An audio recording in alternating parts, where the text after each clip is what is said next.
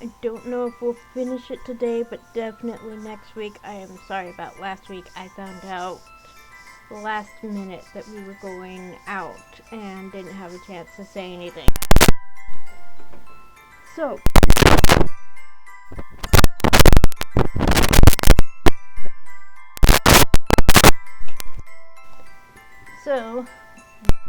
let's continue now.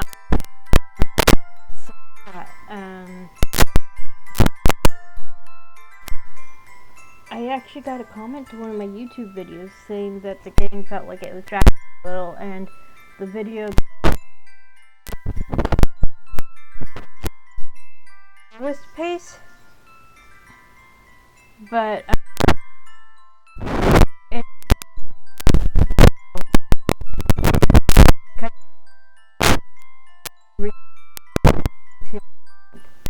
I'm just trying to get every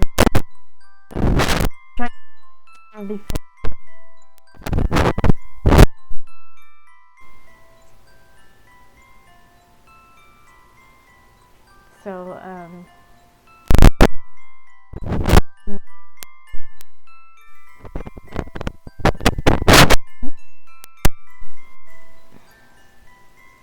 and now there's basically a moon sick fae who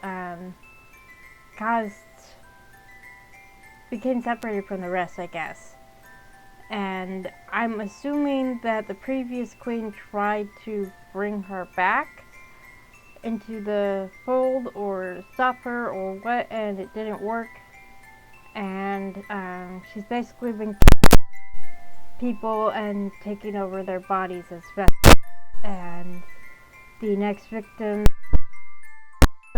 is Abigail here.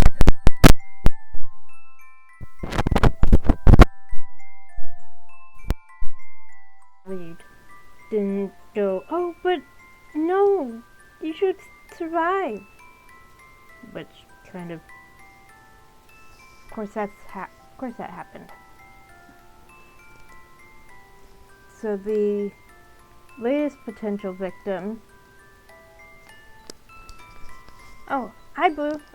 Thank you for that.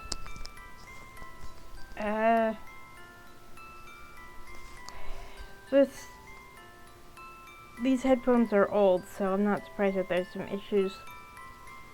I may have to get a new pair. But yeah, so now they're trying to prevent the next victim from becoming the victim. And that's where we're at. Chapter 6, Thief of Souls. Morgan. I don't even have time to be Morgan? I thought it was Sarah. I don't even have time to be disoriented before I hit the stone ground hard. I struggle to pick myself up and stand, but before I can, footsteps approach. Evelyn's, of course, and I'm hauled to my feet. She does it with one hand. She's way stronger than she looks. Hello, Tara. As expected, we're in the church. She drags me over and throws me onto the altar.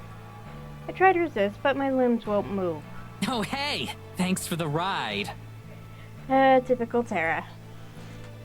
I'm scared. More scared than I've ever been in my whole life, but I don't want her to have the satisfaction of knowing it. She walks away, out of sight, although I can still hear her close by. Okay, it was probably just the way I was moving because I wasn't sitting still or anything.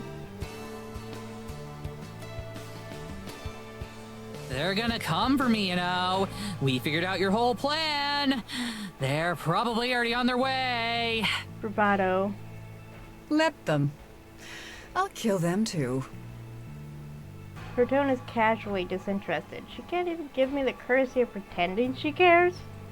I wish I could move my head to see her, but I can't. I can't move any part of me other than my mouth. It's always such a nice feeling to return here. Such a sense of renewal and energy. Although, I imagine right now, you don't feel the same way. I don't know. I'm digging the ambience. I'm about to die and I'm making jokes. I mean, what else am I supposed to do? That's fair.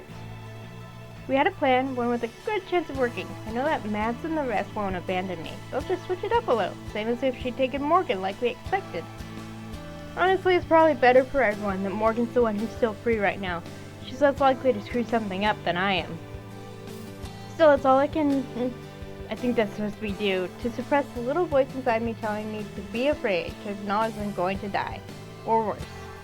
Really? You should be thanking me. For what? I must have missed it.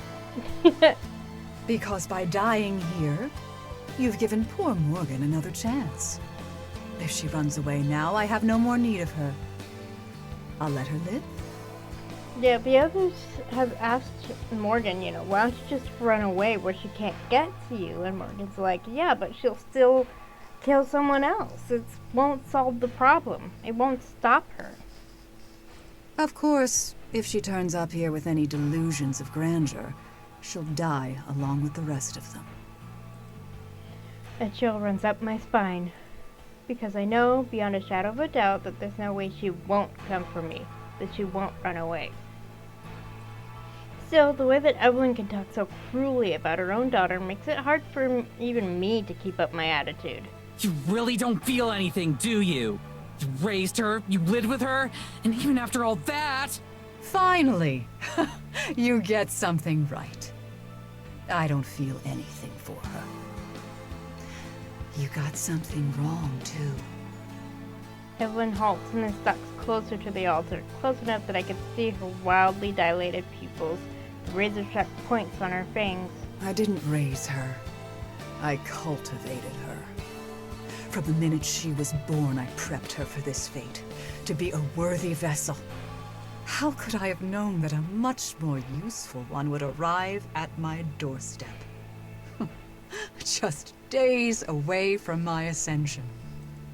Now she takes a step back, letting the moonlight fall across her. She arches her back like a cat, enjoying it. She raises an arm, and I'm lifted into the air like a circus performer, suspended from nothing. My arms are snapped to my sides as I struggle as hard as I can, but I still can't move at all. I can't even flail around.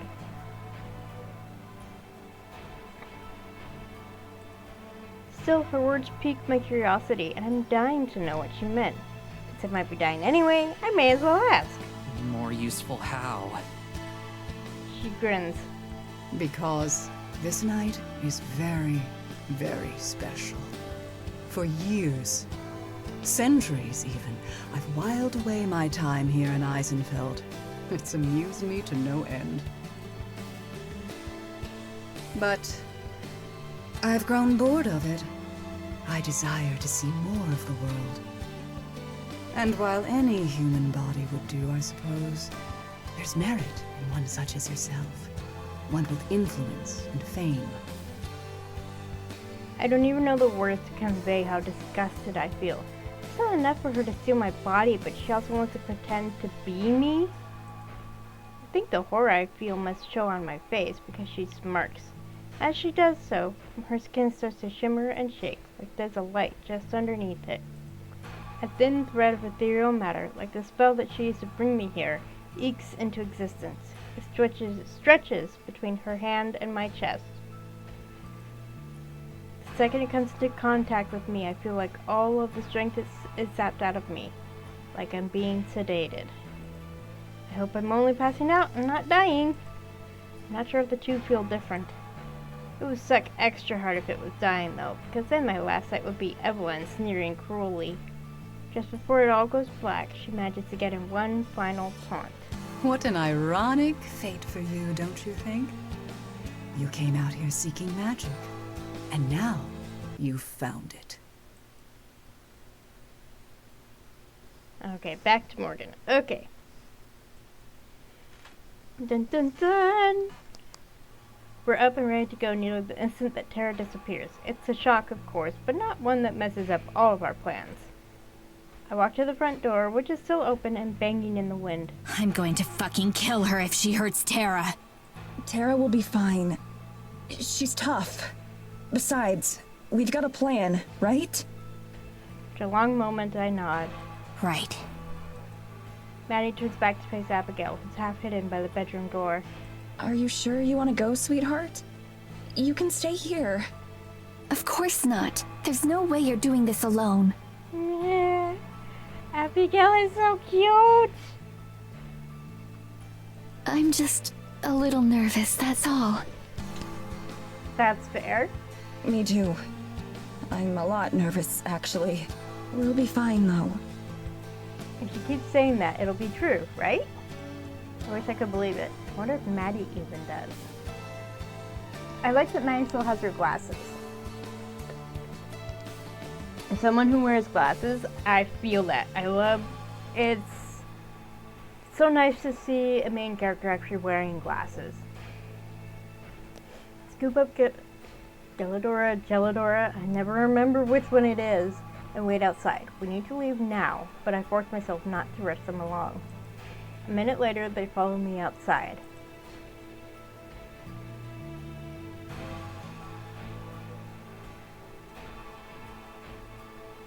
That's so cool, showing them walking through the forest.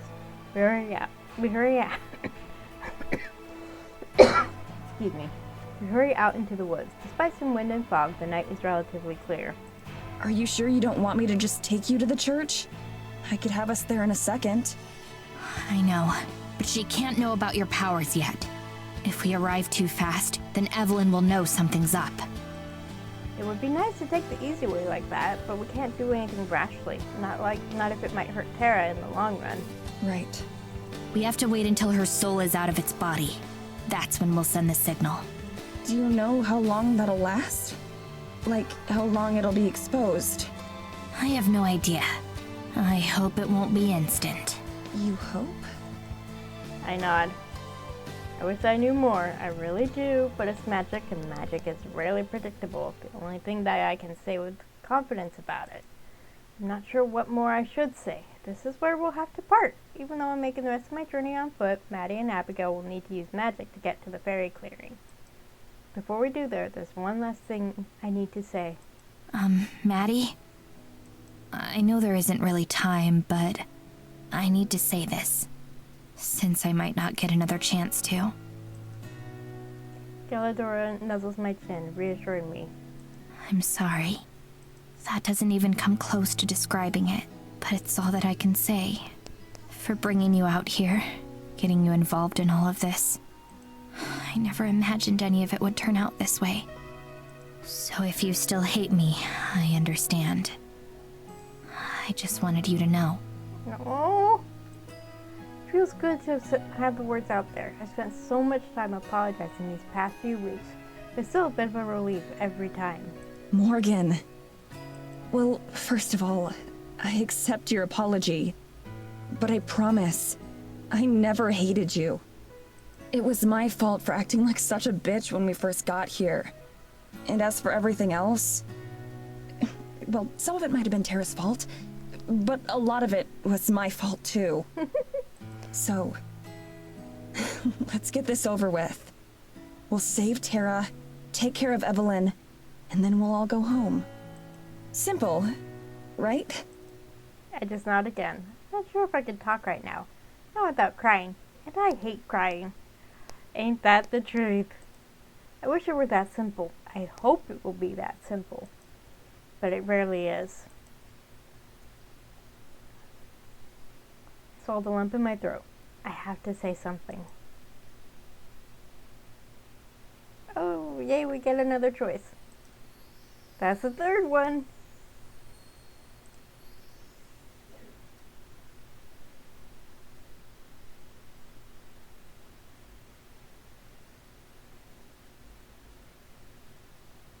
Oh, interesting. I feel like this is going to affect what Morgan does. I think this one. We'll see what happens. You're right. It's simple. I take a deep breath, clear my head as best I can.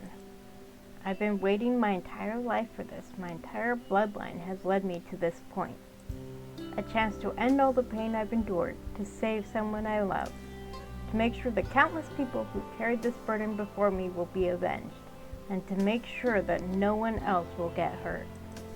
How it goes from here isn't just up to me, it's up to all of us. Around us, the wind quickens and grows in intensity. The bright full moon looms high over us. One last time, I nod at Maddie and Abigail. Okay, let's go.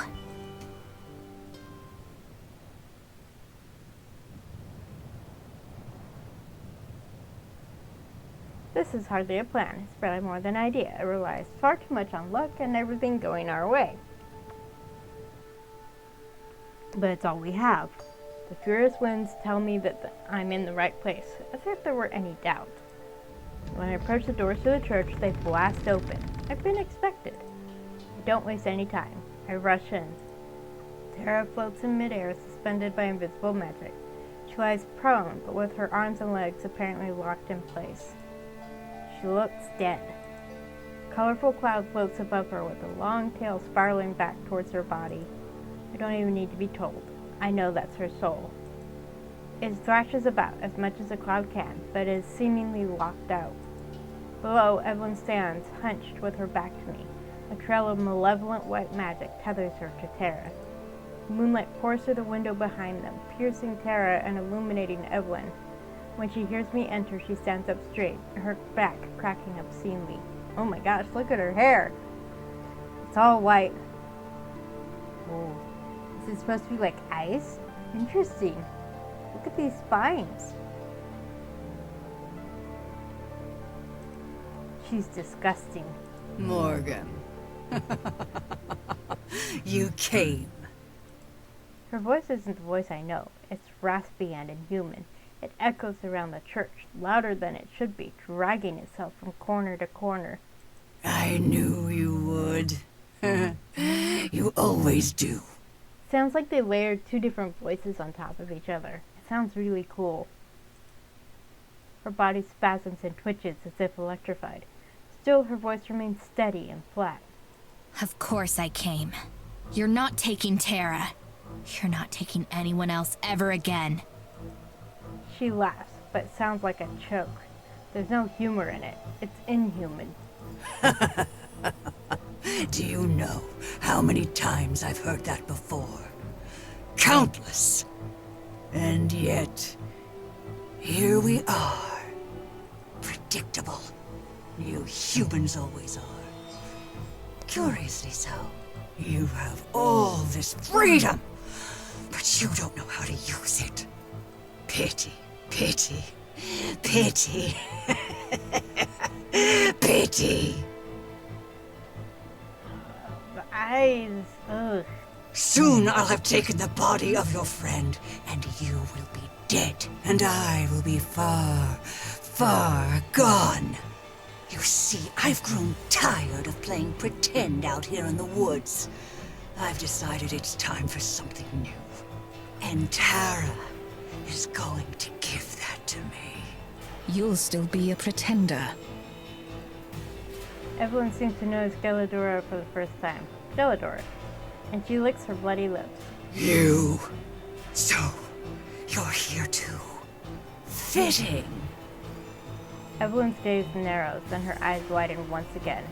She points imperiously at Gelladora and I, and the stone walls of the church rumble in response. I can tell. You're still no queen. No more than that brat who stands beside you. You're still powerless. Tell me. Who's the pretender now? Ooh, wow! A brick detaches itself from the ceiling, plummeting down straight towards us. I dart out of the way, barely managing to avoid it.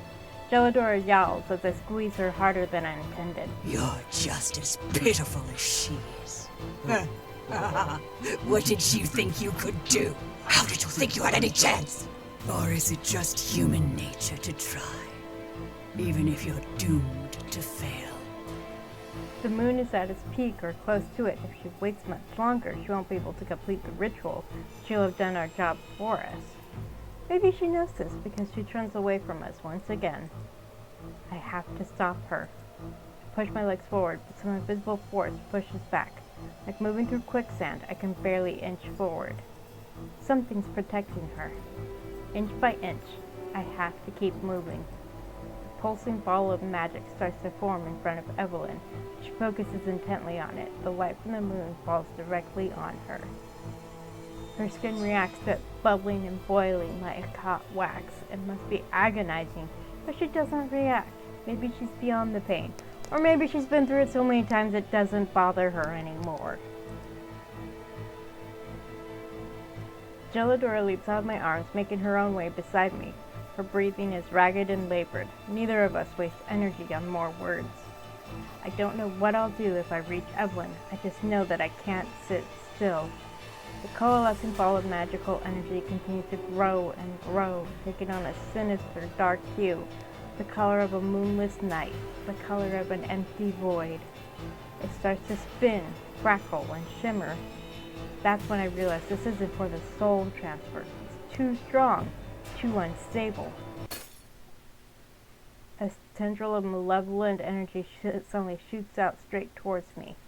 It moves too fast for me to react. It pierces me like an arrow. Godless, fiery pain burns through my veins. My whole body stiffens, refusing to move. I can't even cry out. Each individual atom of my body feels like it's being tortured, like a burning needle is being driven through them. I want to scream. I want some sort of release, but I'm not even granted that mercy. Behind the pain, there's a rising, mounting horror. I'm going to die here after all, aren't I? My vision starts to go black. I welcome oblivion. At least then, I won't have to hurt anymore. I try to move my eyes to fixate on Tara. If I'm going to die, I at least want my last sight to be of her, even like this. I can't even manage that. All I can see is Evelyn. She says something, her lips moving, but I'm deaf to it. All I can hear is a deep, resonating, ringing sound in my ears, like some perverse bell toll. Then Evelyn's eyes go wide, wider than before. The air behind her shimmers and shakes, just like her magic spell. Empty space, Empty space tears itself open and she's sucked backwards like a rag doll. In an instant, the magic and the pain is gone, leaving behind no trace. I fall forward, my momentum having been locked in place with me. And just ahead, Tara crashes to the ground, limply. I stagger to my feet, not trusting my body to support me, but it does. The complete absence of pain is a shock in its own right. I feel like I should be experiencing the after effects, but I'm not. All that lingers is the memory. Gelidora scurries over to me. Morgan, are you all right? I think so. I feel fine, actually. What happened to Evelyn? She licks the back of her paw for a second, then stops. I'm afraid that I panicked and I sent the signal to Madison. I tried to help you, but I couldn't. My own power is still weak. Not nearly enough to match Evelyn's. There's no changing it now. None of this matters. If Maddie isn't able to stop Evelyn, it's going to be unlikely to begin with. It looks like we're in a hard fight. Gelidora must know as much, too. She pats back and forth, her tail twitching in agitated fervor. I stroke her fur. Still, thank you. Can you help me check on Tara? Of course. We rush over to where Tara lies prone on the cold floor. Her soul is nowhere to be seen, which I hope means it's returned to her body. I cradle her as tenderly as I can, checking for a sign of a pulse or breath. Gently prop her against my chest, stroking her hair. Please be okay. Please. 2 tears dripped down my face, landing on hers. I didn't realize I was crying. Gelidora lingers beside us, nestling her face against Tara's cheek. She's alive. I can feel that much. Okay, that part worked. Is she okay, though? I don't think she should experience any lasting effects from the magic. It's the fall to the ground that worries me more. Yeah, fair. That's true. She fell from pretty high up onto a stone floor. I wipe away the tears that fell on her, steeling myself to prevent any more. No, let yourself cry. I trace my finger across the curve of her jaw, down to her lips. They press together just a bit to kiss my finger. Aww! Tara, can you hear me? I'm afraid to let hope spring into my heart again. Her lips move, just barely. I can't hear you. There's a soft, blessedly warm gust of air against my face as she sighs and forces her eyes open. I said, I'm dumb as bricks, babe. It'll take more than head trauma to hurt me. Typical Tara. Pull her up and into a hug and she pats my back. You're okay? You're sure? Yeah, I'm sure. I wipe my eyes as we part to face each other once again. I was so scared. I wasn't. I knew you'd save me. I don't deserve someone like her. Is there any way we can get to Mads? She might need our help. We both turn to face Geladora. I can take us there, but I don't know how much use I'll be once we arrive. Tara moves to question, but I place a hand lightly on her arm. Geladora is barely holding on as is, and her guilt at her inability to do more is palpable. It's all up to Maddie. Let's go. There isn't much time. I help Tara to her feet and she immediately winces, hissing in pain. Are you okay? I'm fine. Guess I just hurt my ankle in the fall. She's able to stand on her own, giving me a shanky smile. I don't like it, but there's nothing I can do right now. At least it's only her foot, and not her head or her back. I have hurt all of those, and I'd rather hurt my foot than either of the others. With a graceful jump, Geladora hops into my arms once again. I stand next to Tara, who leans against me for support. With one hand, I support the cat. With my other, I take Tara's other hand in my own. Then I nod. We're ready.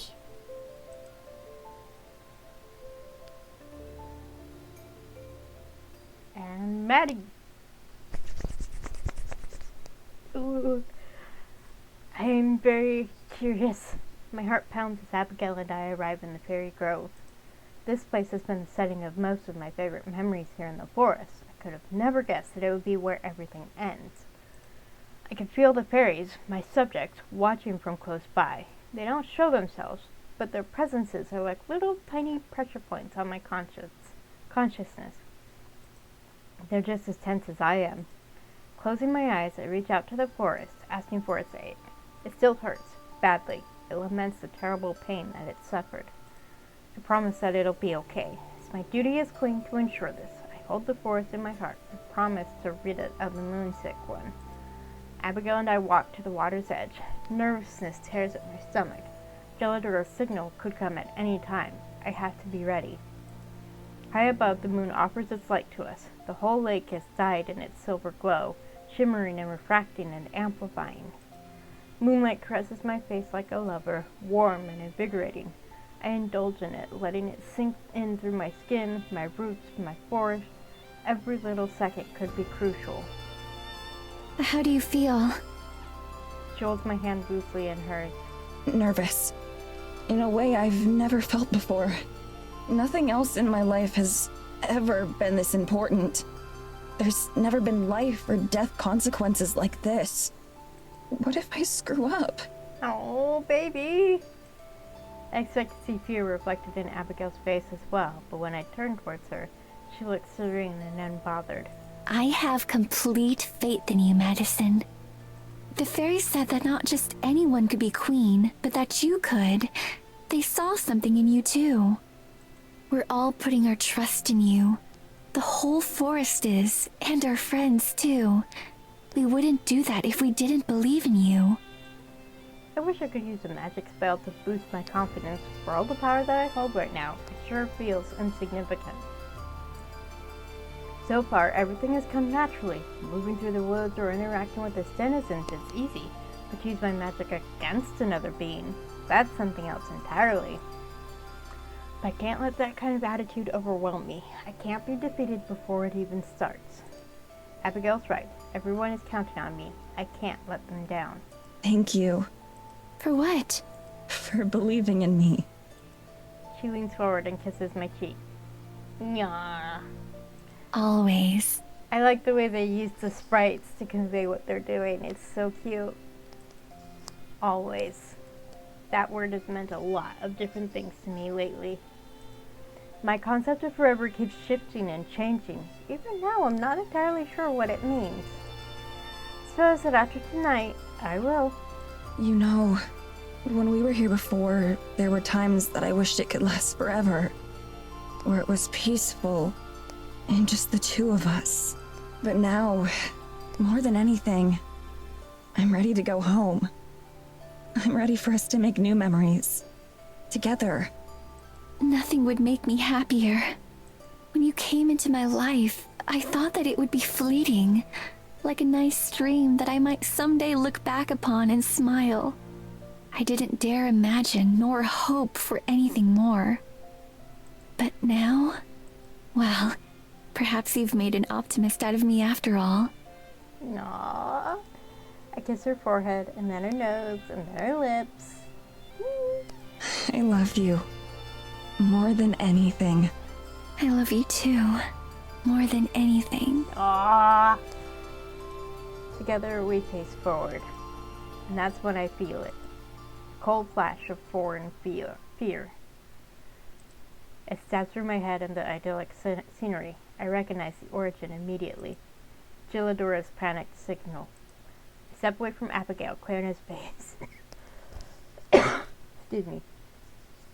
Still having trouble with my throat, but it's definitely not been as much of a problem as it has. I force myself to breathe evenly as I reach within myself, mentally searching for the magic. Call upon the power within me. Unlike before, when it blossomed and flourished at my request, now it lies dormant and afraid. I understand. I'm afraid too, but there's no time to be afraid.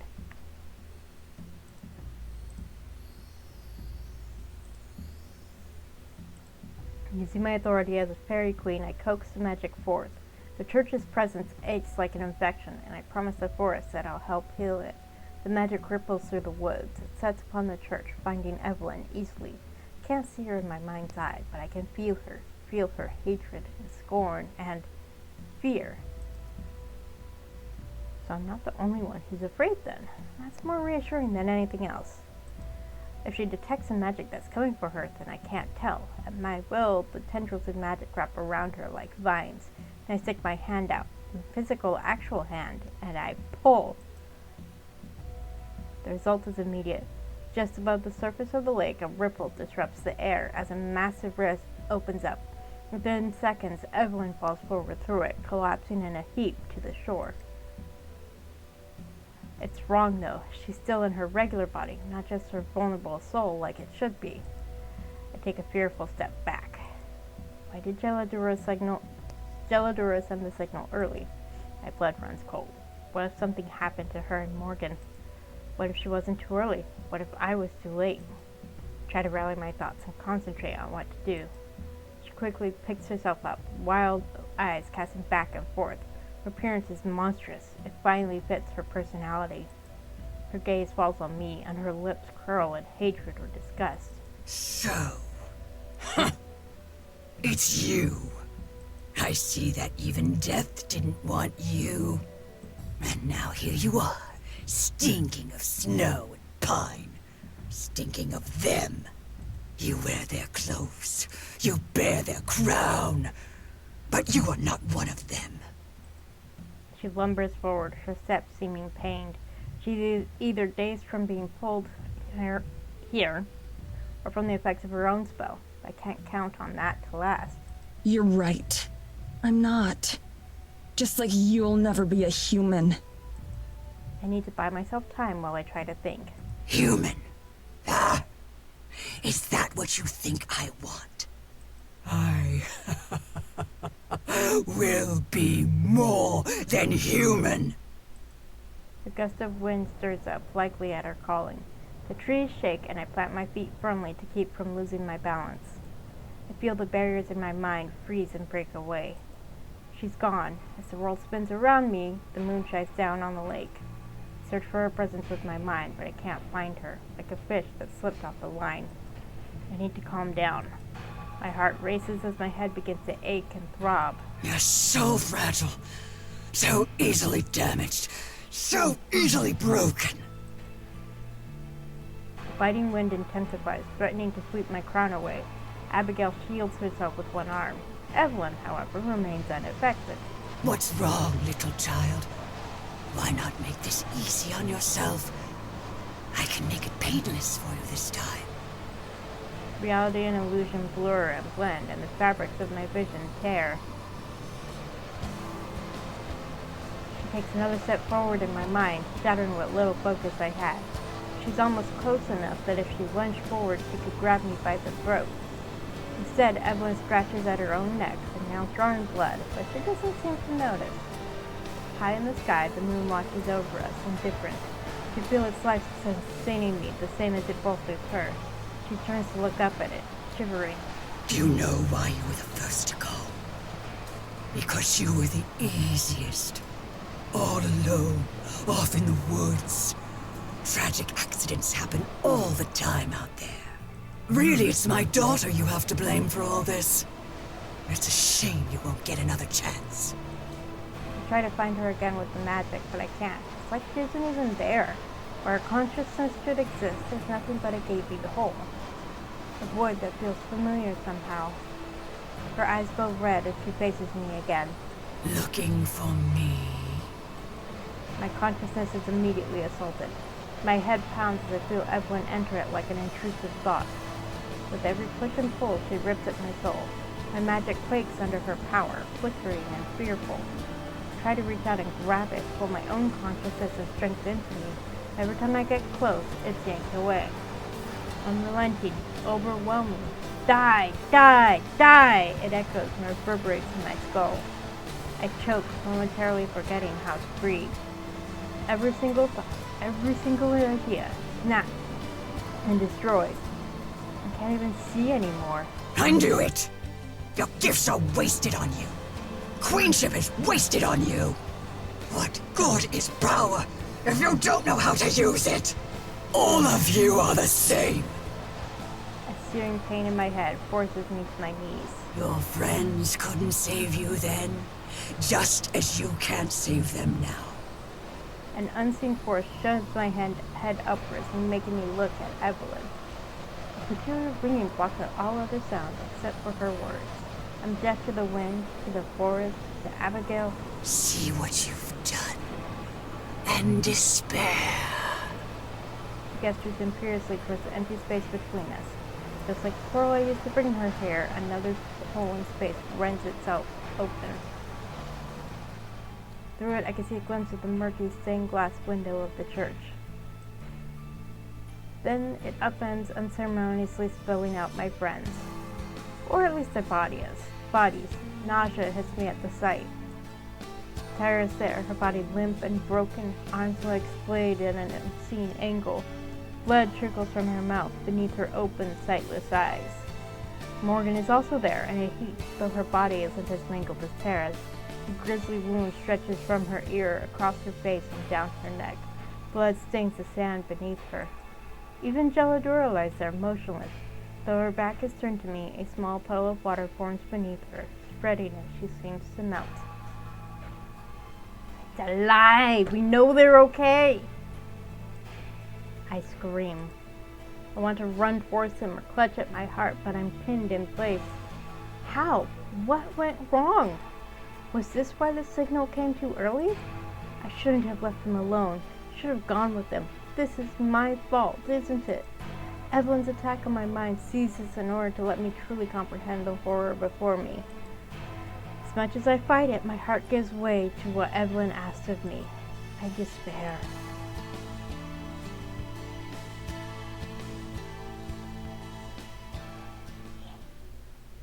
Back to Morgan.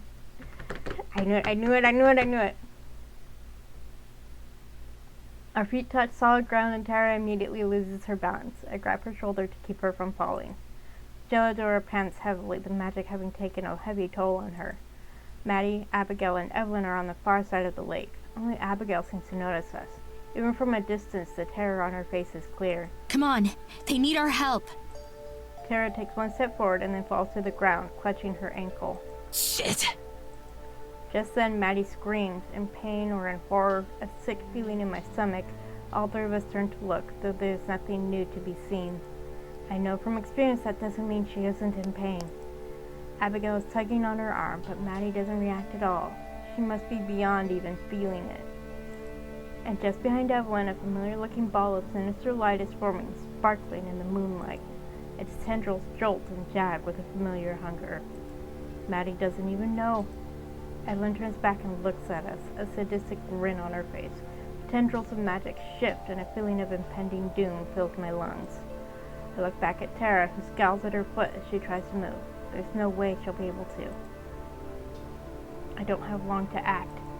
I turn to run, to confront Evelyn myself. I don't know what else to do. Everything has gone wrong. Of course it has.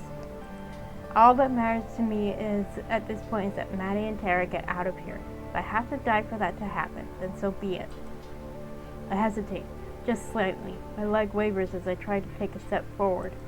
It's enough for Tara to grab my arm, grimacing through the pain. Where are you going? To stop her. Tara's grip tightens. Not without me, you aren't. Tara, you can't! Neither can you. I'm not letting you throw yourself away. Not again. Something soft paws at my leg, and I look down to see Geladora staring up at me. Both of you. As sweet as they are, there isn't any time for sentimentality. Every second we spend talking is a second wasted. Morgan, the moonlight! I glance up at the sky, but don't notice anything different. The moon shines down on both Maddie and Evelyn, surely invigorating them both. However, it's obvious from the situation that Evelyn is better at using it. What about it? It makes magic stronger. With enough of it, and our magic, we can stop her. Whose magic? Yours and Maddie's? Her eyes glisten in the moonlight as she stares up at me. No, Morgan. Mine and yours. Evelyn said that Morgan had magic. What? I can't keep the exasperation out of my voice. We don't have time for her to mess around. Geladora nimbly climbs up my legs and torso, my heavy sweater protecting me from the pain of her claws. She perches on my shoulder. Love is its own form of magic. It makes the impossible possible. And I know you have plenty of that.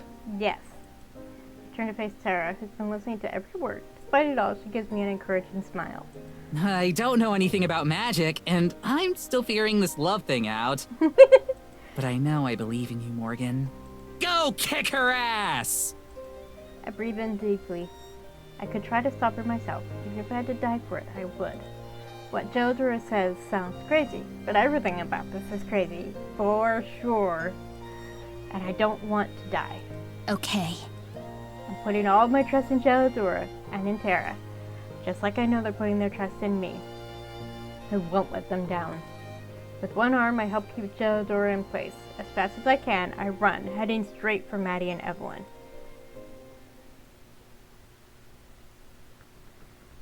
It's okay. They're okay. Stop, Maddie. Don't believe her. Now do you understand? Everything that you've done still wasn't enough. Even cheating death itself. Now, join them. Barely on the periphery of my awareness, I could see magical energy coalescing behind her.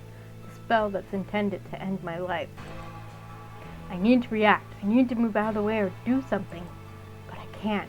I'm frozen. I can't tear my gaze away from the sight of Morgan and Tara. I couldn't protect them either. I couldn't save them. Maybe I deserve this too. I wasted the second chance I was given. Another presence cuts through the haze of my mind, giving me a sudden spark of clarity. Madison! She must have been calling my name for a while. Madison! It isn't real! You aren't alone! Her words cut through my despair like a hero's sword. I lock eyes with her and I welcome her into my own head. She's so vibrant, so present, that she forces out Evelyn. Everything I was feeling just moments before, all the fear and horror is swept away. It's replaced with only one thing. Love. She helps make me myself again. Oh, I need a moment.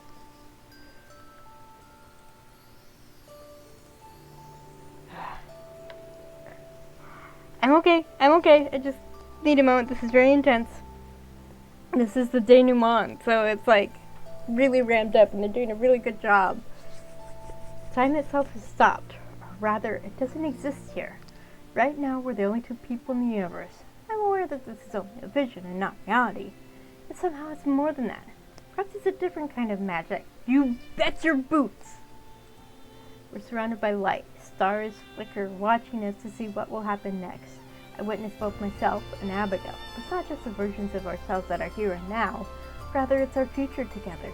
The two of us, happily laughing, smiling, growing old. It takes me only an instant to understand.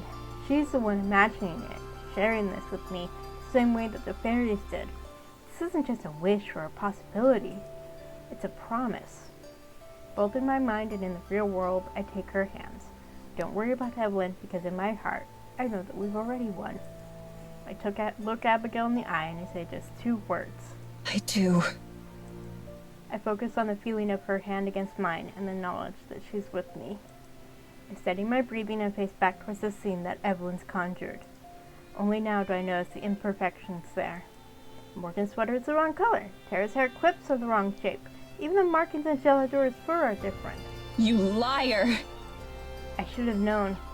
There were just more illusions. It's always illusions with her. I almost fell for the same trick twice. But it won't happen again. Before my eyes, the fake images flicker and then dissipate, vanishing entirely. For the first time, Evelyn takes a step backwards, shaken by my resolve. The spell she'd been charging collapses into nothingness. She shudders yet again, harder than before. She shakes so hard that it looks like she might fall apart. But she doesn't, and when she faces me again, there's still murder in her eyes. Evelyn takes a decisive step forward and outstretches her hand towards me. She opens her mouth, bearing rows and rows of teeth at me. I feel Abigail press into my side, and the vision disappears. Just then I spot Morgan running towards us, Geladora in her arms. The real Morgan, with the real Geladora. As I approach, I feel Geladora's thoughts collide with my own. She sends me an apology for the signal, conveying in an instant everything that had happened. Then she sends me a request, along with 2 words. I'm ready. Maddie! The lake! Even Evelyn turns around to see what Morgan's talking about.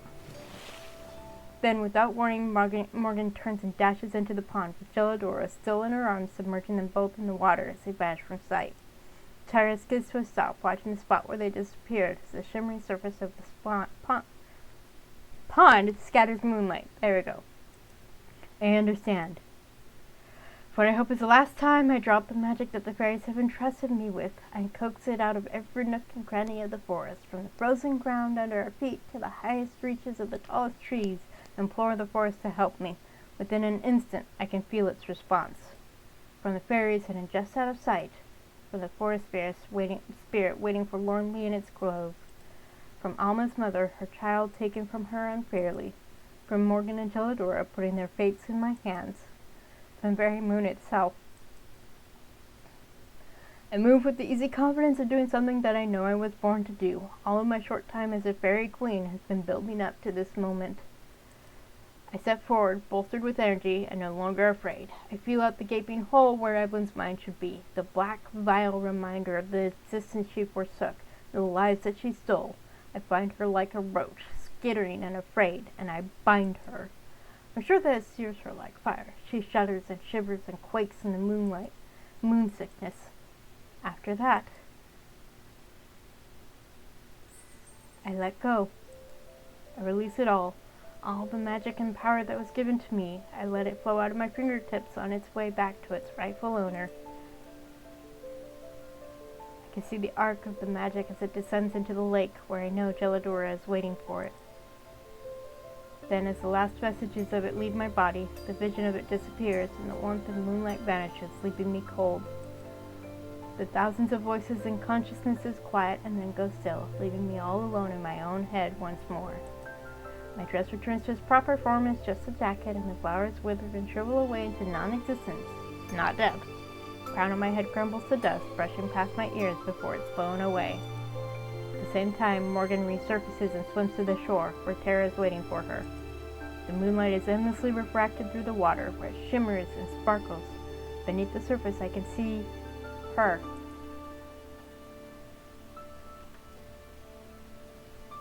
Let's just enjoy the slow pan, the gorgeous art. Oh my goodness. Yes.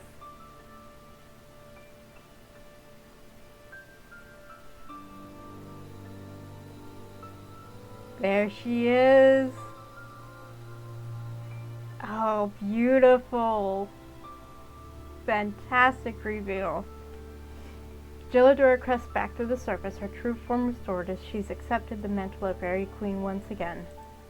A shining dress the color of fresh-fallen snow adorns her, glittering as brightly as the stars overhead. Water streams down her in little rivulets, some turning to ice or frost on the way. She's breathtaking. My dress was pretty, but it didn't suit me nearly the same way the Royal Fairy Queen seems to suit her.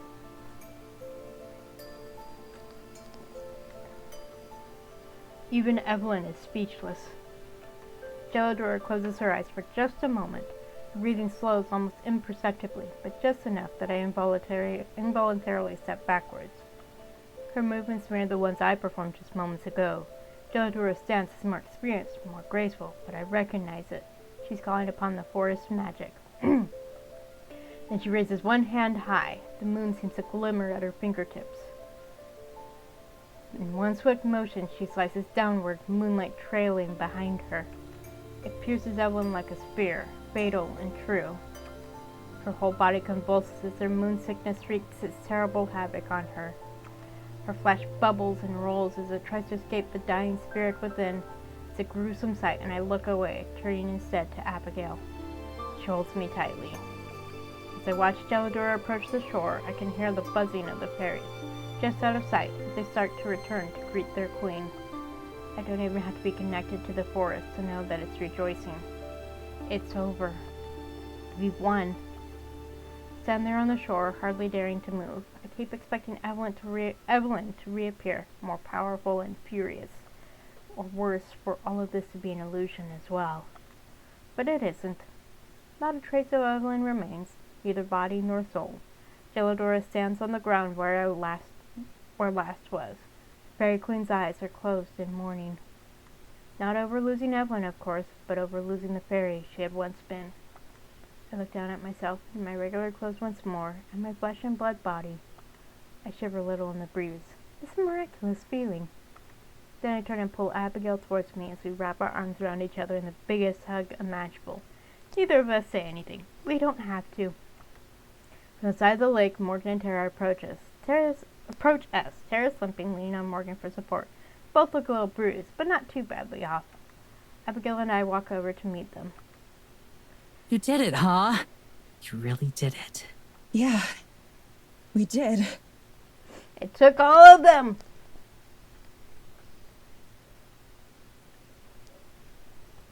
It's still sinking in. Morgan, Tara, are both of you all right? Yes, I'm fine. I'm good too. Messed up my ankle when we got here, but it's nothing too bad. And your head. Hey now, I already said not to worry about that one.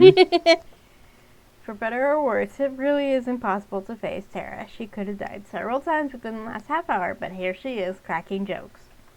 I really admire that about her. Are you sure you're all right, Morgan? You kind of just jumped into a lake. And it was totally badass. Yes, I'm positive. Thank you for worrying about me, though. That's what family's for. Aww. They are family, pretty much. The two of them exchange a smile. As they do, I look up to the sky once again, and for just a moment, I close my eyes. In my head, I offer a word of thanks to the forest for its protection and for everything it did for me. A chilly breeze blows in response.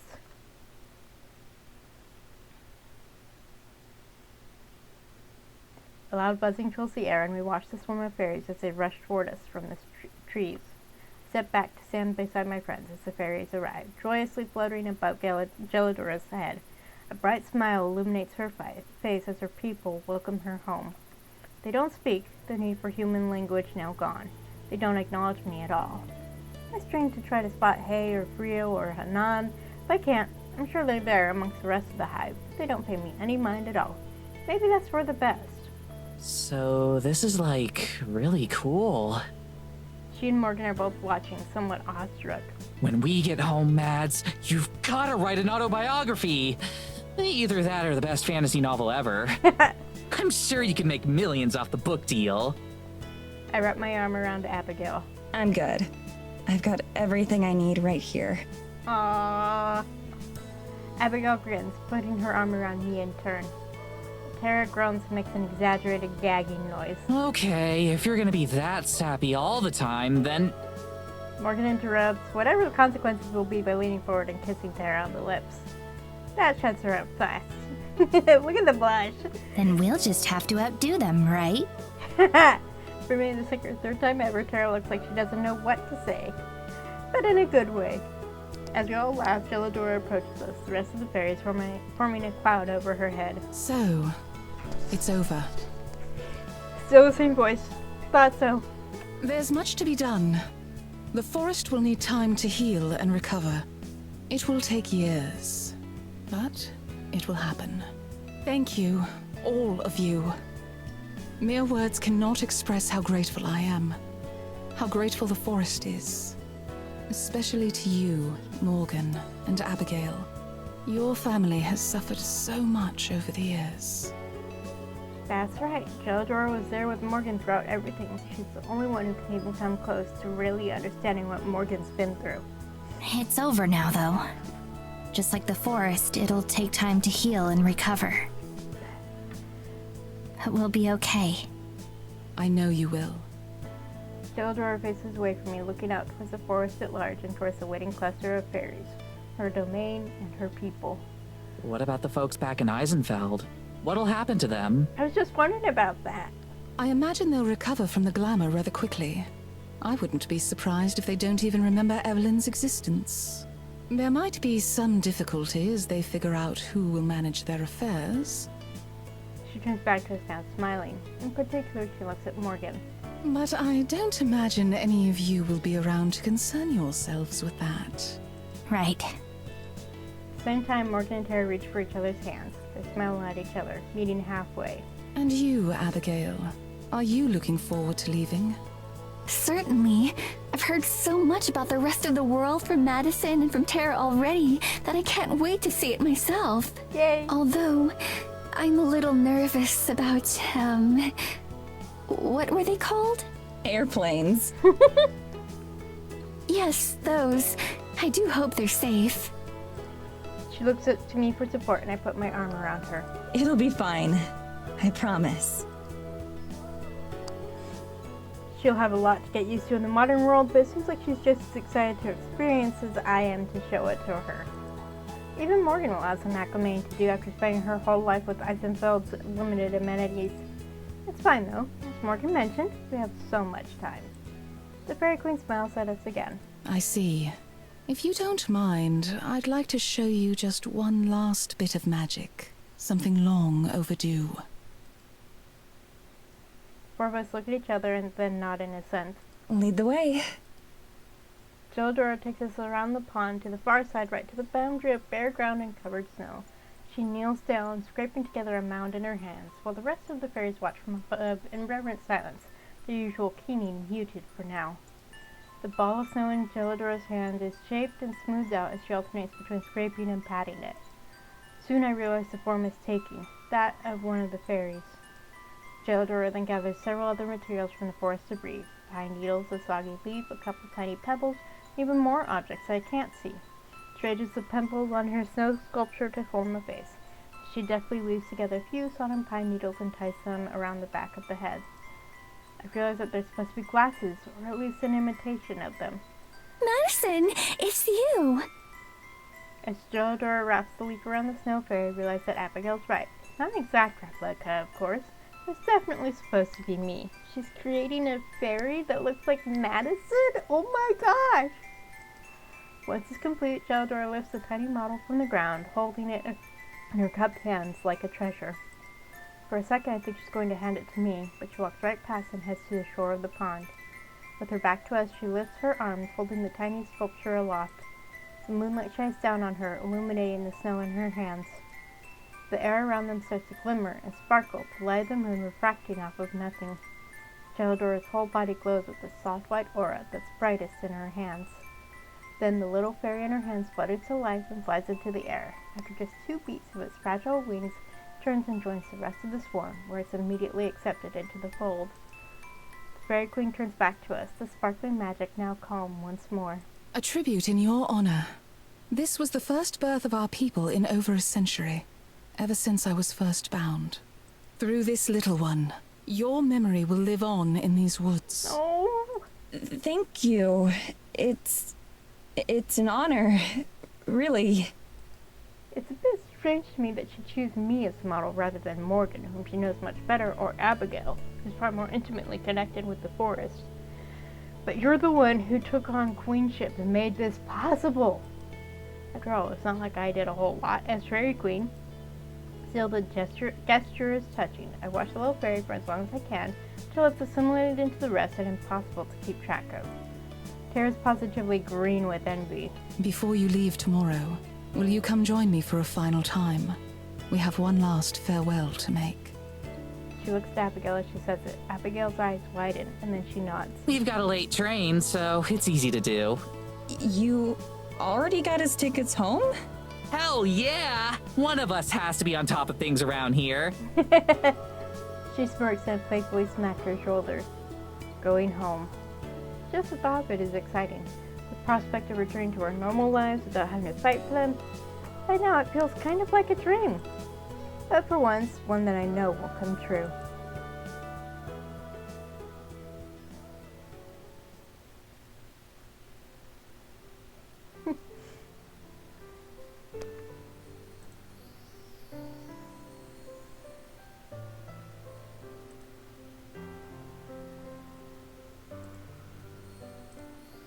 Once again, I wake up before Abigail does. The bed isn't even close to big enough for both of us, but it didn't stop us from getting a full night's sleep. She lays nestled against my side, breathing peacefully while I contemplate the sunlight streaming in. No matter where Tara and I travel to, I'm always looking forward to going home. That's especially true now. It feels weird to imagine that this time tomorrow I'll be on a plane over the sea. Yes, yay! We still have a long day ahead of us, though. Our train doesn't depart until the afternoon, and then it's hours to the city. At least it'll be much more cheerful than my trip out here when it's just Tara and me. For as long as I can imagine, I just remain in bed. For as long as I can, I just remain in bed, cuddling close with Abigail. So nice to be able to just turn off my brain and relax. No deadlines, no threats, no flickering in and out of existence. Peace. It isn't too long before her eyes flutter and drift open. She yawns, cuddling even closer to me. Without moving the rest of my body, I turn my head to face her, and our noses brush together. Good morning. Good morning, Madison. How'd you sleep? It was the best sleep I've had in 200 years. She smirks, and I laugh too. That joke never gets old. Fitting.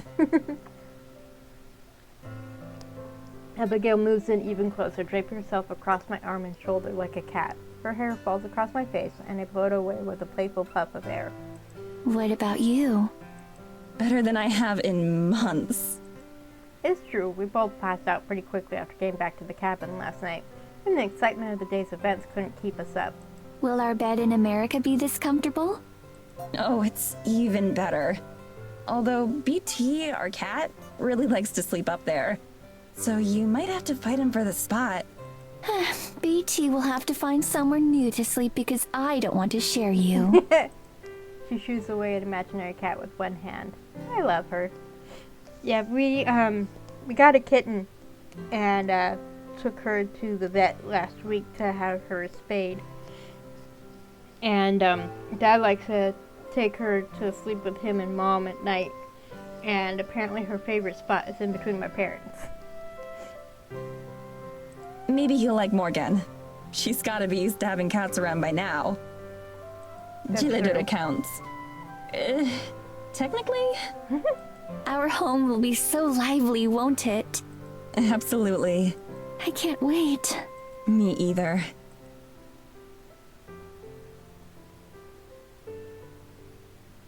The sounds and smells of Morgan and Tara preparing breakfast, wafting through the bedroom, eventually stirs us back into gear. Pack what little clothes I brought while Abigail gets dressed. Good morning. Meowdy meow. Please don't ever say that again. But Good morning. Hello. What are we eating today? Wow, you don't waste any time, huh? She hasn't eaten much in 200 years. I've wasted a lot of time not eating, and I intend to fully make up for it. You're in luck. I brought over all the food I had at home, so there's plenty. She sets a platter of pastries on the table, and Abigail immediately dual wields a blueberry muffin and an everything muffin and an everything bagel. Wait, you already went all the way to town and back and then made breakfast? Yes. Isn't she amazing? Morgan blushes. That might be the first time I've witnessed that. You know, Morgan doesn't have to hide what she's feeling anymore, so I bet she's going to become more expressive now.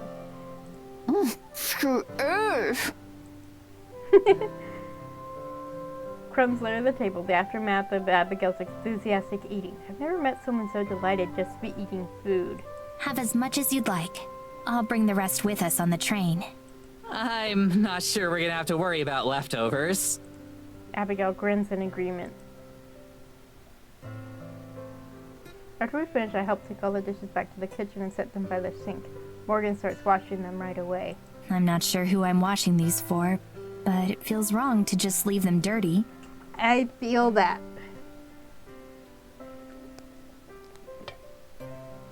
What'll happen to this place once we're gone? She shrugs.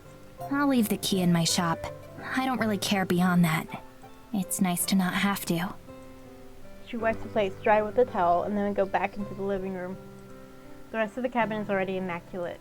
The blankets are folded, the furniture is realigned, everything is in its place. I'd even say it's tighter than the day we arrived. I give my bedroom a final once-over, looking for anything I may have left behind. Of course there isn't anything. Shut the door behind me. The action has a sense of finality to it. Everyone else is waiting for me in the living room. So we're going out into the woods one last time, right? Yes. I need to say goodbye to a friend. Whoa, you know someone else in the forest? Is it Elvis? You're never gonna let that go, are you? Who's Elvis? I was waiting for Abigail to ask that. Don't worry about it. Tara's just being dumb. Aren't I always? You got me there. Anyway, you'll see when we arrive. I don't want to spoil the surprise. Plus, I want Abigail to be able to share a peaceful farewell, especially remembering what she told me before about the fairy queen and the forest spirit. We head outside and into the forest. For the first time since we got to Eisenfeld, it's not that cold out. In fact, it's even a bit warm. I wonder if that's a coincidence or if it also has something to do with Evelyn being gone. Neither would surprise me. We haven't gone very far when Gelidora suddenly appears, popping into sight just a few feet away. Her arrival is silent, no smoke or sound or anything like that. Just 1 second it's empty, and the next she's there. Good morning. Morgan and Tara both flinch at her sudden arrival, but Abigail and I are unaffected. I've been waiting for you. I could feel the four of you into the forest. That's awesome! So your fairy sense started tingling? Gelidora tilts her head, perplexed. Tara really needs to learn her audience out here. Anyway, if you're prepared, I'll take you all the rest of the way. It would take far too long to walk. The 5 of us join hands, Gelidora standing between Morgan and me. Her hands are cold, but not unpleasantly so. Let's just admire all 5 of them together. In the time that takes for me to blink, we're teleported to the grove of ancestral trees. Even without being one with the forest, the magic in this place is palpable. It soaks into the earth and trees, and the air is sweet. We approach the ancestral grove with careful, quiet steps. The destruction that Evelyn caused is more prevalent here. Streaks of ash still blemish the surrounding trees, painful reminders of the one she slew. Just ahead, I can see the clearing where I know the forest spirit will be. Gelidora steps aside, gesturing for Abigail and I to continue on. We do. Then the spirit comes into view. I can hear Tara gasp from behind me. It looks better. The spirit looks even weaker than the last time I saw it. If previously it looked old, now it looks downright ancient. Its once terrifying eyes have lost their luster. Its wooden body is even more knotted and warped than before. And it's so, so small. Is this your friend? Without turning around, Abigail nods. For all these years we've been together, it was the forest spirit who saved my soul when Evelyn came for my body. Abigail reaches out a hand, going to the forest spirit's side. Like every time before, I also keep my distance. Abigail. I know. It's time, isn't it? What? Hold on. What do you mean? Geladora nods. The forest spirit peers down at the girl by its side. I'm sure that it loves her back. Abigail takes a single step backwards, and Geladora moves to her side. Then the Fairy Queen raises a palm and presses it against the forest spirit. The sensation of magic gathering is familiar to me by now, even though this time it's flowing past me, not into me. Geladora calls life from the surrounding trees, here, where life is more vibrant. The ground ripples under our feet, surging with unseen power. The sunlight beaming onto us feels warmer. Everything is gloriously, happily alive. The forest spirit's twisted form starts to change and morph, not in a painful way like how Evelyn died, but much more peaceful. Jagged shards of wood soften and retract. His two legs start to titch themselves together into one solid trunk. His arms stiffen, reaching out and upwards, slowly regaining the colossal height that it once possessed. Roots appear and bury themselves underground as the forest floor itself rises a little to accommodate. Oh, okay, they mentioned this before, that it required the Fairy Queen to make more ancestral trees, so that's probably what's happening here. I remember now that Abigail mentioned before, that one of the Fairy Queen's duties was to help the forest spirit pass on, and with Geladora missing for so long, it was impossible. I wonder how many decades or centuries this one had existed before meeting Abigail. No wonder all the trees here have such vibrance. No wonder this is the center of life in the forest. Just like the process that made me Fairy Queen, there's a little pomp and flair to the transformation. But instead it feels intimate and calm. When Geladora retracts her hand and the magic dissipates once more, everything is still and silent. Abigail falls to her knees at the base of the newborn tree. The spirit's great eye slowly slides down the trunk, a vital magical motion, until it's level with her face. Despite the tears in her eyes, Abigail manages a smile. Hello, old friend. Thank you for everything you've given me. Not just company, but another chance at life itself. I'll miss you. I really will. More than I'll miss anything else here. I'm sorry I wasn't around much lately, but I hope you know that I was very happy. Even when it was just us. Even when there was no one else.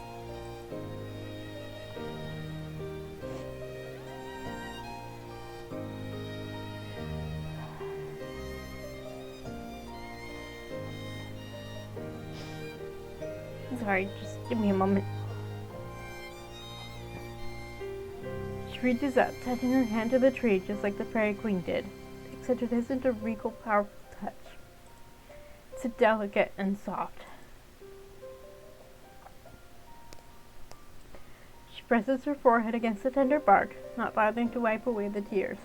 And I hope you know that I'll be even happier now. You don't have to worry about me. I'll be okay. Abigail remains there for a long moment.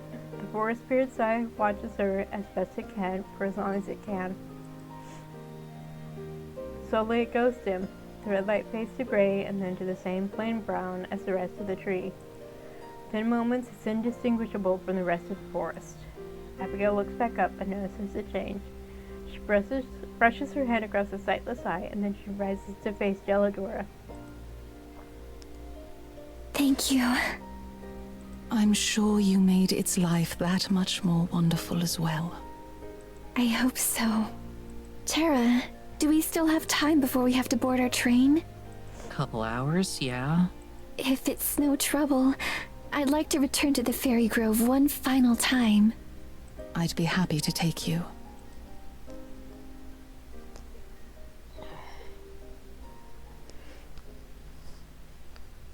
I forgot that was the thing. Tara and Morgan nod in approval. They've both been keeping pretty quiet, although that's only unusual for Tara. Still, I'm glad that she's being considerate of the solemn mood. Once more, Jellithro takes our hands and transports us to the very clearing.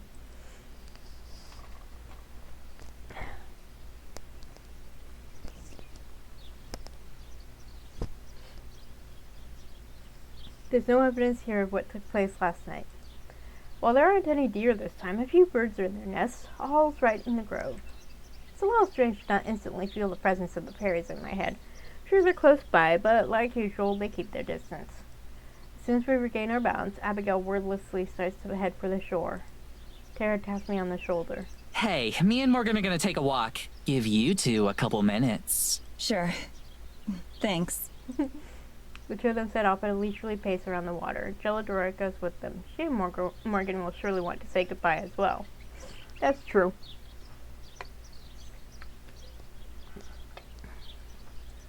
Abigail's already down by the water, and I move to join her.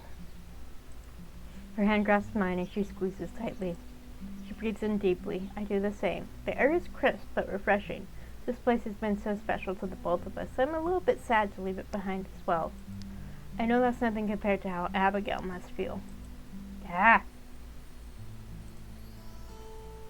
No! I don't speak. I'm sure that in her heart, Abigail's saying her final goodbyes to this place. I'll let her be the first to speak. We stand there in comfortable silence for a while, hand in hand. I said before that I had come to love the forest as much as I possibly could. But now, when we're about to leave, I realize that I was wrong. Because I love it more now than I ever have before. It isn't that I want to stay, but rather that I never had the opportunity to miss it. And now, on the eve of my departure, I'm sure that I will. I think there's a certain kind of love that comes from having something, but there's a different kind of love that can only come from losing it. Yeah, I'd say so. To my surprise, she isn't crying. In the past, when we've talked like this, it's been accompanied by tears, both joyful and sad. But now, when I look over at Abigail, she looks determined to be happy. Just because you leave something behind doesn't mean you've lost it. It just means that you have to learn to love it in a different way.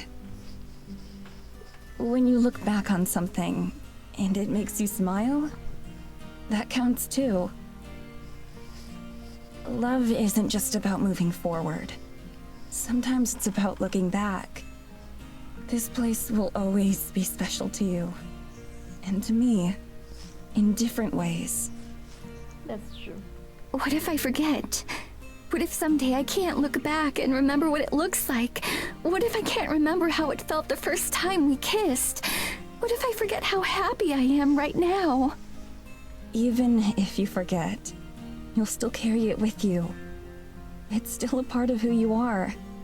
It made you the person you are today. Yep. The memories aren't what's important. What's important is how they help you grow. We go quiet again after that. I surprised even myself with those words. When I look back 5 or 10 or even 50 years from now, I wonder how I'll feel about this time in my life. Not just the forest and all the magical things that have happened, but everything that led up to it. Working on paranormal and all that we accomplished there, all the dreams I put aside for it, but also the new ones that it instilled in me. I still have a lot to figure out and feelings to sort through, but now the future doesn't seem too ominous and scary.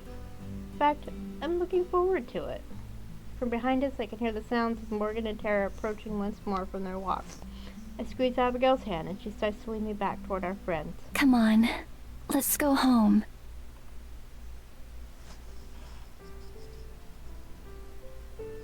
All aboard!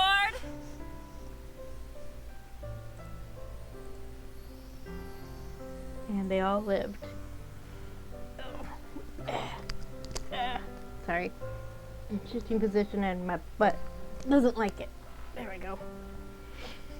The train conductor yells out his iconic line, and there's a loud hiss as the train begins to move. It feels like something out of an old-timey film, but I suppose that's more than appropriate for how our journey has gone so far. Beside me, Abigail sits with a white-knuckle grip on the seats, alternating between staring out the window and making sure the ground is still beneath her. Across from me, Tara and Morgan sprawl across each other, all pretenses of not a couple abandoned. As for me, I drink it all in, with a smile on my face. Every one of us deserves this. We pull out of the station, and I gaze out the window alongside Abigail. On the way in, I remember how scary and foreboding the forest looked, and how it felt like entering another world. Now, on the way out, I certainly won't miss it, but I'm not afraid anymore. I wonder if Galadora is watching us, somewhere out there. Hey, Mads. Of course Tara's the one to break the silence. How proud do you think my folks will be that I finally got around to adding forged government documents to my criminal record? I just have to laugh. I can't even be mad at her for this one, because there's no way we're getting Abigail into the country otherwise. I'm not sure how she did it. Maybe that's a brand of magic of her own. What will be the first thing we do when we get back? Asks Abigail. Oh, you know we're gonna party! From where her head rests on Morgan's lap, Tara still manages to strike a pose. We've got New Year's coming up. Plus, Maddie's birthday is the day before. Both Abigail and Morgan's eyes widen. I try to brush it off. Every year, Tara swears we're going to go all out for my birthday. Every year she takes like 2 drinks and passes out, or falls out of her bar stool, whichever comes first. Morgan, Abby, both of you drink, right? I do. It's been quite a long time since I have, of course, but I'm certainly partial to it. You both know what that means then, right? Tara's question is met with 3 blank stares. Drinking contest! Oh god, Tara. Not again. Come on, you're okay with Morgan and Abby watching you drunkenly sing MCR, right? No, I'm not okay. While Tara launches into an extremely exaggerated version of my last birthday party for Morgan and Abigail's benefits, I find myself looking out the window, watching the world go by once again. There's so much that I'm looking forward to when we get home. Teaching Abigail about the world, going back to school. I'll also do my best to help Morgan take over the duties on the show. Maybe I'll even come back to guest star in an episode or 2.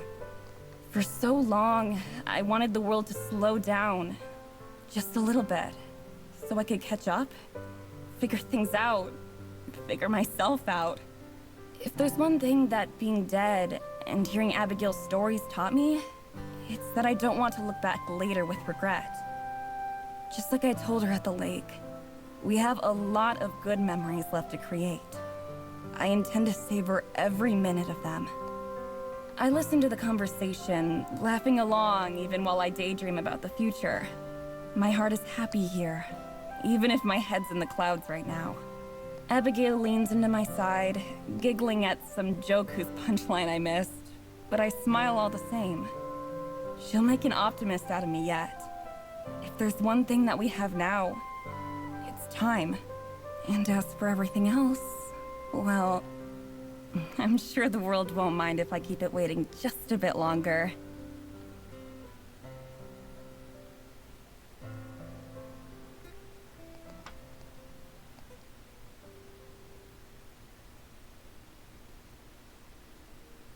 Art of the Woods.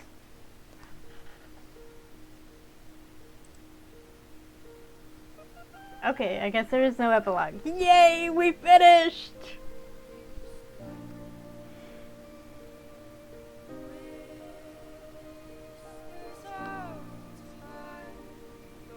They won! Of course they did.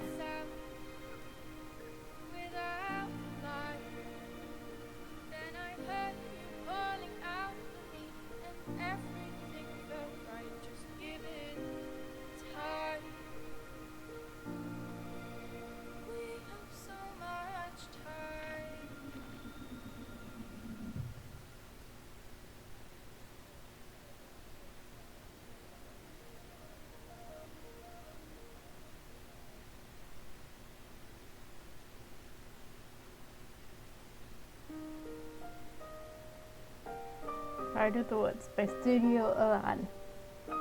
I'm sure I'm not pronouncing that correctly.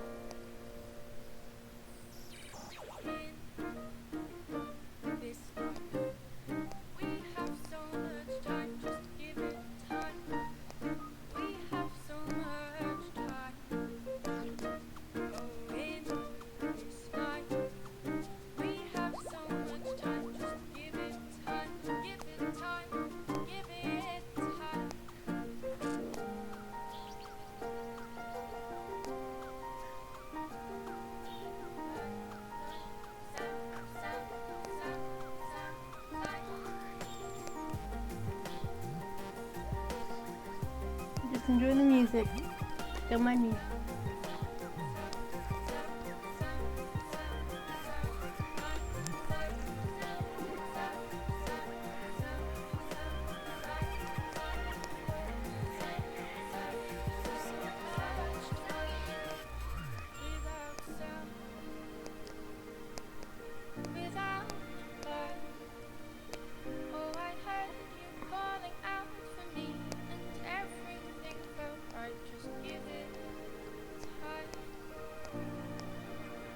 I'm assuming all this art here is concept art.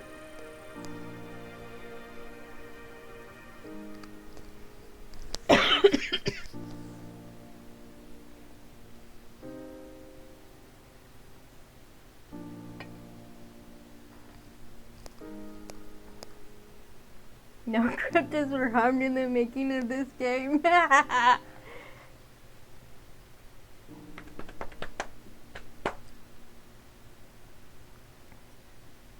Thank you for playing, and thank you everyone for watching, for sticking around for this whole thing.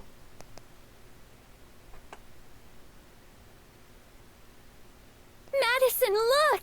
There it is! Abigail reaches out the open window to point at the ocean sparkling in the summer sun. Her heart pounds as I hear the pure joy in her voice. The instant the train pulls to a complete stop, she and Tara bolt for the door. Morgan grins at me and stands to follow them. I'm right behind her. Alright, gang, this is it. Smell that air. Feel that ocean breeze. Look at those crashing waves. I told you this place was awesome. She looks back at us to make sure we're all as overjoyed as she is. With all her excitement, you think she was the one who had never seen a beach before. This is...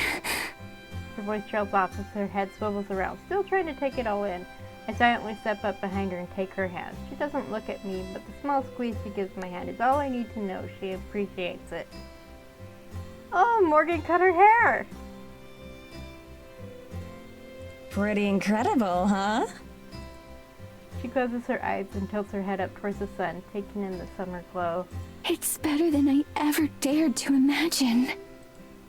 For a moment, I'm reminded of the glow that surrounded her the first time we read together.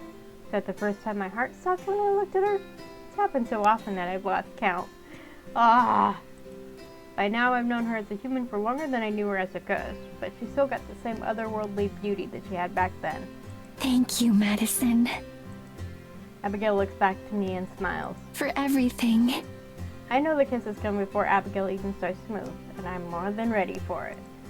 I wrap my arms around her and let her lips press against mine, our bodies perfectly pressed together. You were worth the wait. We touch our foreheads together, fingers intertwined. There's no need to say anything else. For once, Tara waits for us to finish before interjecting, but the instant we separate, she's back to her boisterous self.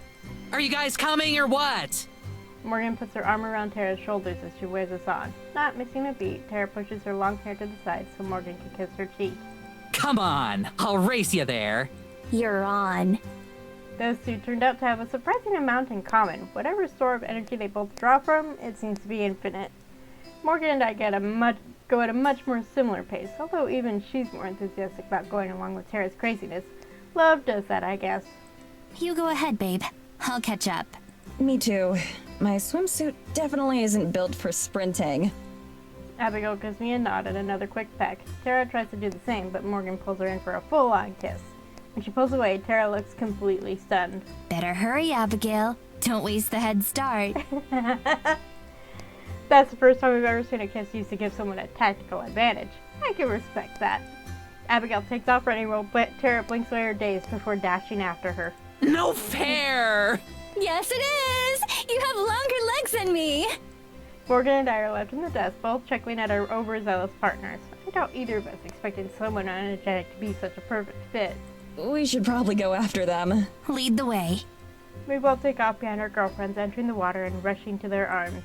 I can barely feel the cold of the water as Abigail's warmth envelops me. And here I thought you were going to keep me waiting again. We lean in for a kiss at the same time, our lips pressing together in a deep, warm union. Don't you worry, Abigail. I'll always be right behind you. The smile she gives me puts the sunlight to shame. I know, Madison. I know. Nah. It's so cute.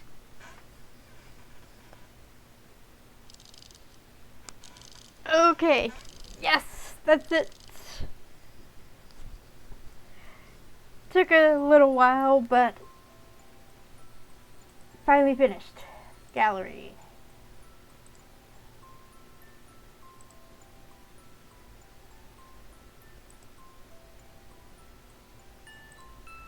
So this is the art from today's session.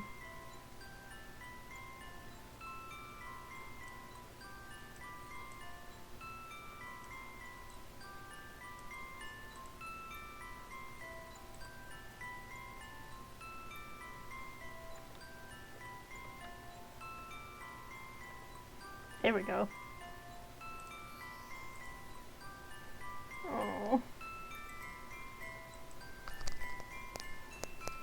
I don't know why that moment made me cry out of everything else.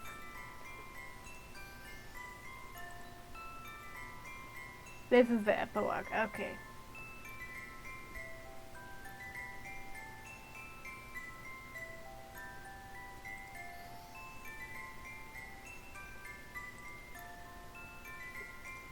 And then of course this is the picture for the main menu. And the promo. And then all the guest fan art. Okay, that's it for today.